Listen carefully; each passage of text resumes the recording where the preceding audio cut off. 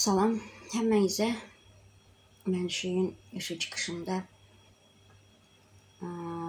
şu Türkmenistanın prezidentinə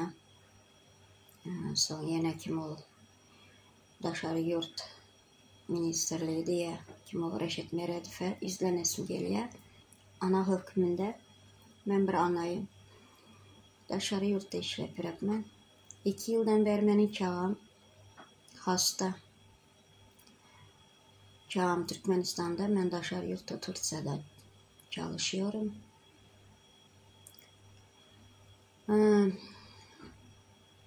Yoldaşımam yoğaldı. Şu sebeple çağım hasta oldu. Bu hastalığın ne hastalığı? Çağım enesi yok, atası yok. Hasret hastalığı değil ya bu. Yani duhovna hasta bu. Çağım beni görebilmeye, dedesi gitti görebilmeye. Onun için çağı her ay banisa düşüyor.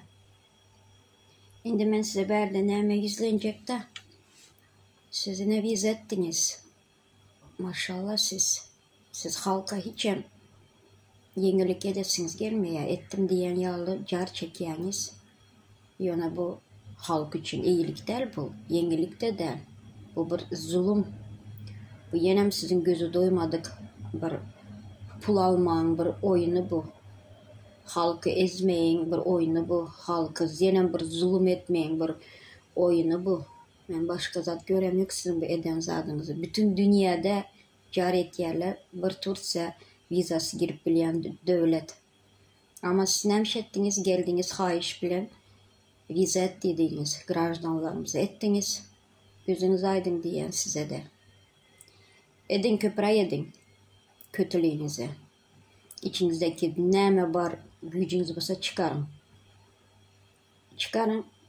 Yine siz yanınızdan çıkarma. Biz giden bir halk. Men giyal eneler doğulu. İçi yanıp duran. İçi yüreğine bıçak sokup alıp duran. Evde oturan işleriniz her birinin yüreğine bıçak yalı sokulup duran.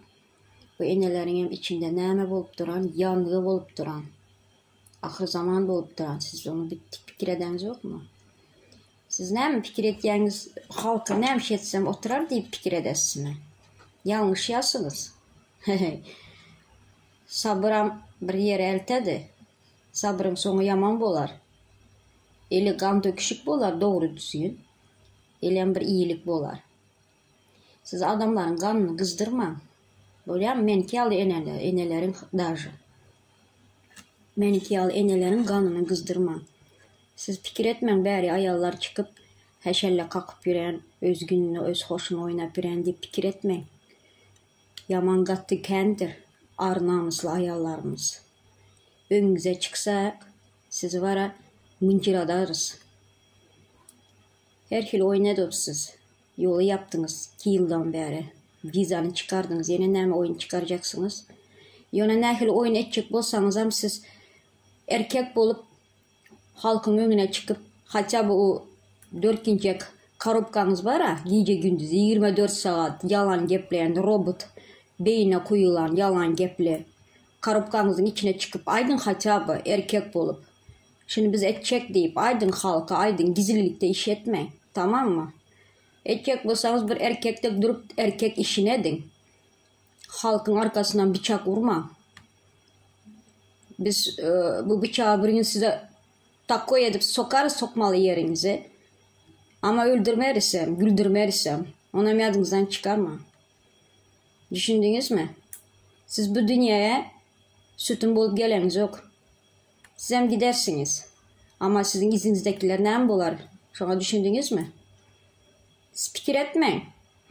Her zadedemiz içeri koyumuz deyip. Bizim her zadederiz içeri gireriz nasip olsa. Allah büyüktür.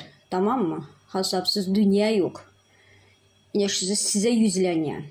O oturan yukarıdaki var ya prezident deyip ağzını çözadılar. Emmesi arkada deyip ağzını çöz oturarlar. Yalakalar size meşidin.